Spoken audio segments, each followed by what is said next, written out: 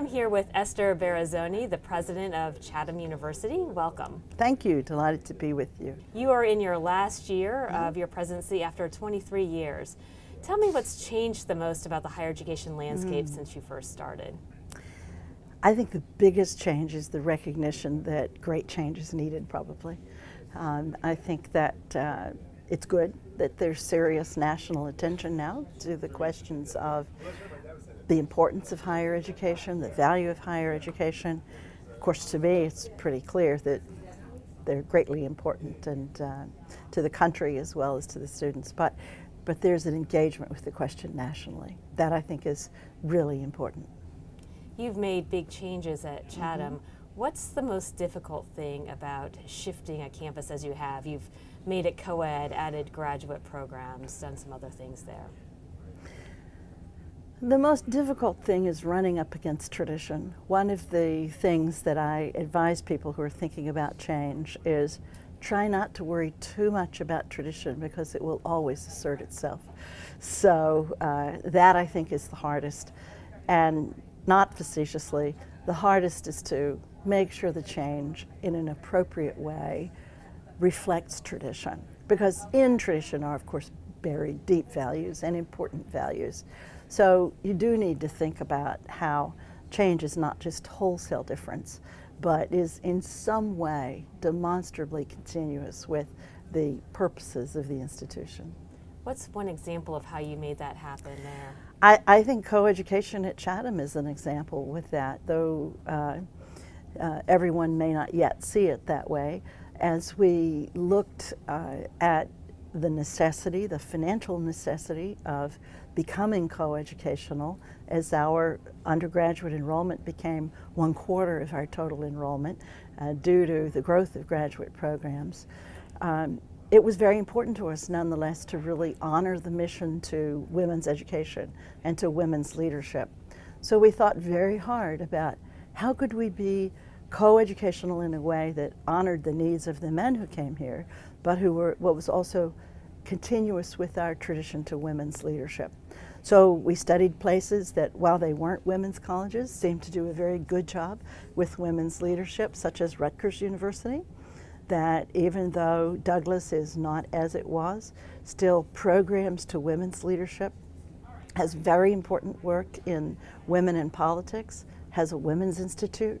And so we chose to be an intelligent follower about some of those things. So while we're not a women's college any longer, we definitely still have a mission to women's leadership. Speaking of women in leadership, how has that landscape changed in higher education since you've been there, and why do you feel it's important to have more women in roles such as yours? Well, it's really pretty exciting to see the president of Harvard be a distinguished female historian, to have seen the president of Duke be the president of Wellesley, a women's college. So that I think was all really important. But it's terribly important for everyone. People need to see people like themselves in leadership in order to believe that that kind of growth and capacity is really possible. Why have you stayed in the job for so long? Because it's been thrilling. Sometimes I have teased that times were either too hard or too bad or too good to go. But Chatham is a wonderful place, very high quality place where really everyone at the institution has been engaged with the question of what is the best education for the 21st century, and how can we fight all the odds that are out there against small institutions, particularly small liberal arts institutions, which we know about. Standards and Poor's codified it with downgrading all of us last year. And Chatham has been aware of those challenges probably longer than most, and has been having very philosophical, meaningful discussions, not just knee-jerk program development or intensified recruitment, about change in higher ed. So it's been a very stimulating place, and Pittsburgh is a very encouraging place for all the institutions in it, where we're made to feel that we matter, so we're also part of the fabric of the community. So it's been really a gratifying place to be. Finally, I'd ask you, what would you do differently? Oh, many things, I'm sure, many things, but all in all, I'm quite satisfied with what we've been able to accomplish at Chatham, and I feel very good about the foundation that is left for a new president. And I chose the time to leave when I felt the institution was stable and on a rise. Our enrollments are growing.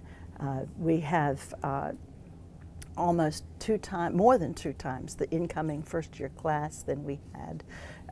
So we have a brand new campus, the world's first carbon-neutral campus. And so we're doing some very important things that I think will just be a wonderful platform for a new president to think even further about what higher ed needs in the future. Thanks for being here. Thank you. My pleasure. Thank you.